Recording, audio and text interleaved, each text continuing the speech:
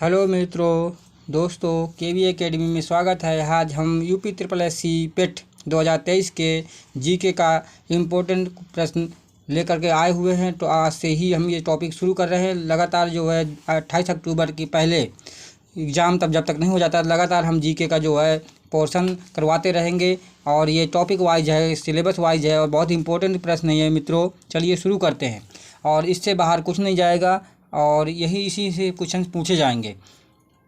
और चलिए आज हम बात करेंगे पहले भारतीय इतिहास के बारे में। तो भारतीय इतिहास में जो भारत की प्रागैतिहासिक संस्कृतियां के बारे में बात करेंगे। तो भारत में सर्वप्रथम पाषाणकालीन सभ्यता की खोज कब प्रारंभ हुई थी? तो ये 1863 में शुरू हुई थी।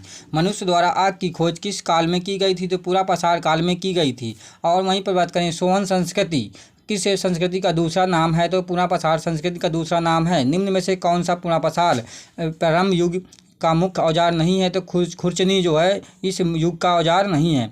अखेट एवं पशुपालन का कार्य सर्वप्रथम किस काल में शुरू हुआ? तो ये मध्य पाषाण काल में शुरू हुआ। मनुष्य ने सर्वप्रथम किस जानवर को पालतू बनाया? तो कुत्ते को जो है सबसे पहले मनुष्य ने पालतू जानवर बनाया था। मनुष्य का प्रारंभिक मुख्य हथियार क्या था? तो यह हत्थेदार कुल्हाड़ी थी। और माइक्रोलिथ पाए जाते हैं तो कहाँ पर? मध्य पाषाण काल में। निम्न में से किस धातु का प्रयोग मनुष्य द्वारा सर्वप्रथम किया गया? तो ये तांबा धातु का सर्वप्रथम प्रयोग किया गया। मनुष्य द्वारा पहिया का आविष्कार किस काल में किया गया? तो ये जो है नवपाषाण काल में पहिए की खोज की गई थी। अब बात करेंगे सिंधु घाटी सभ्यता की बात करेंगे यहाँ पर। तो हड़प्पा सभ्यता की खोज जो है किस वर्ष में की गई थी? तो ये जो है जाकर के आपकी 1921 में की गई थी। और सिंधु सभ्यता की सर्वाधिक उपयुक्त नाम क्या है? तो हड़प्पा सभ्यता जो है सिंधु सभ्यता को हड़प्पा सभ्यता के नाम से भी जानते हैं।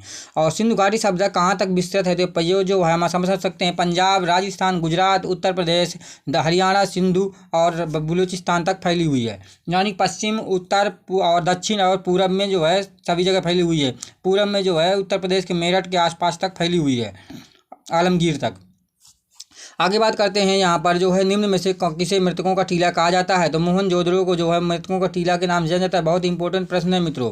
सिंधु घाटी की जो सभ्यता है, यहाँ पर सिंधु घाटी की सभ्यता के में घोड़े के अवशेष कहाँ से मिले हैं? तो ये सुदर कोटडार से मिले हुए हैं। और सिंधु सभ्यता के लोग निम्न में से किस विषय के बारे में नहीं जानते? तंबाकू के बारे में उनको ज्ञान नहीं था। हड़प्पा वासी किस वस्तु के उत्पादन में सर्वप्रथम उत्पादन में सर्वप्रथम थे? तो ये जो कपास का उत्पादन सर्वप्रथम वहाँ पर हड़प्पा वासियों को ज्ञान हुआ था। और पैमाने की खोज यह सिद्ध कर दिया कि सिंधु घाटी के लोगों को माप और तौल का भी परिचय था, यह ज्ञान था। ये खोज कहाँ से हुई है? तो ये जो कर लोथल से हुई है। और यहीं पर बात करेंगे सिंधु सभ्यता का पत्तन नगर यानी बंदरगाह कौन सा है? तो ये लोथल है। लोथल कहाँ पड़ता है? गुजरात में। सिंधु सभ्यता का प्रसिद्ध विशाल स्नानागार कहाँ से मिला है? तो मोहनजोदड़ो से मिला है। आगे बात करेंगे हड़प्पा सभ्यता के किस युग की थी? हड़प्पा सभ्यता किस युग की थी? यह कांस्य युग की थी। सिंधु घाटी स्थल कालीबंगा किस प्रदेश में पड़ता है? राजस्थान में पड़ता है कालीबंगा। आगे बात करते हैं हड़प्पा की खोज किसने की थी? तो हड़प्पा की खोज उदयराम साहनी जी ने की थी। आगे बात करेंगे हड़प्पा सभ्यता के निवासी थे तो वो शहरी थे, ना कि ग्रामीण। शहरी थे हड़प्पा सभ्यता के जो निवासी थे, क्योंकि शहरी साक्ष्य मिले हुए। हड़प्पा कालीन समाज किन वर्गों में बटा हुआ था? तो वो विद्वान, योद्धा, व्यापारी एवं श्रमिक वर्ग में बटा हुआ था। आगे बात करेंगे भारतीय यहीं पर जो है तो वैदिक सभ्यता के बारे में बात करेंगे। तो आर्य भारत में सभ्यता कहाँ से आए थे? तो ये मध्य एशिया से आए हुए थे। आर्यों का प्रारंभिक व्यवसाय क्या था? कृषि था। आर्य भारत में सर्वप्रथम कहाँ आकर बसे? तो ये जो है सप्त सैन्यों के में आकर के बसे हुए थे। तो निम्न में से सबसे प्राचीन वेद कौन सा? ऋग्वेद सबसे प्राचीन वेद है। गायत्री मंत्र का संबंध किस देवता से है? तो ये जो है सूर्य देवता से है। निम्नलिखित में से किस में गायत्री मंत्र अंतर्विष्ट है? तो ये ऋग्वेद में गायत्री मतलब मंत्र का जिक्र हुआ है। आगे बात करें स्मृति में सबसे प्राचीन स्मृति कौन सी है? तो मनु स्मृति है। आगे बात करें प्राचीन भारत में कानून दाता किसे माना जाता है? तो ये मनु को माना जाता था। और ऋग्वेद काल में वर्ण व्यवस्था किस पर आधारित थी? तो वो व्यवसाय पर आधारित थी। इसी के आधार पर जो है वर्ण व्यवस्था को 4 भागों में बांटा भी गया था। आगे बात करते हैं जो उपनिषदों की संख्या कितनी थी? तो वो 108 है। अब बात करेंगे जैन धर्म और बौद्ध धर्म के बारे में। जैनियों के जो है पहले तीर्थंकर कौन थे, तो वो थे जो है ऋषभदेव। और जैन परंपरा के अनुसार महावीर उनके कौन से तीर्थंकर हैं, तो ये जो है 24वें हैं। और उनके जो आखिरी अंतिम जो है तीर्थंकर हैं कौन है, तो वो जो है महावीर स्वामी हैं। आगे बात करें महावीर का मूल नाम क्या था, तो वर्धमान था उनका मूल नाम। महावीर की माता का नाम क्या था, त्रिशला था। और जियो और जीने दो का नारा किसने दिया, तो ये महावीर स्वामी ने दिया। यानी क्योंकि जो है उन्होंने कहा था कि जीवों पर दया करो, जीवों को ना मारो, है ना, और सभी प्राणियों पर दया करनी चाहिए। और आगे बात करते हैं कि जो है महावीर स्वामी का जन्म किस क्षत्रिय गोत्र में हुआ था, तो उनका जन्म जो है ज्ञात्रक क्षत्रिय गोत्र में हुआ था। जैन साहित्य की रचना किस भाषा में की गई है, तो ये प्राकृत भाषा में की गई है। महावीर का मृत्यु कहाँ हुई, तो ये महावीर की जो मृत्यु है पावापुरी में हुई थी। निम्न में से गौतम बुद्ध का जन्म स्थल कहाँ पर है, जो लुम्बिनी है, जो कि आज वर्तमान में नेपाल में पड़ता है। बुद्ध के गृह त्याग का प्रतीक क्या है, तो घोड़ा है। बोध गया स्थित कहाँ पर है, बोध गया आज की जो है क्या है, तो बोध गया स्थान है वो बिहार में जो है कि जो गया जिले में स्थित है। आगे बात करते हैं जो यहाँ पर गौतम बुद्ध को अपना प्रथम उपदेश कहाँ दिया था, ये जो है बनारस में जो है सारनाथ में दिया था, उत्तर प्रदेश के बनारस शहर में सारनाथ में। आगे बात करते हैं बौद्ध धर्म ग्रहण करने वाली पहली महिला कौन सी थी, वो थी महाप्रजापति गौतमी थी, जिन्होंने जो है बौद्ध धर्म को ग्रहण किया था।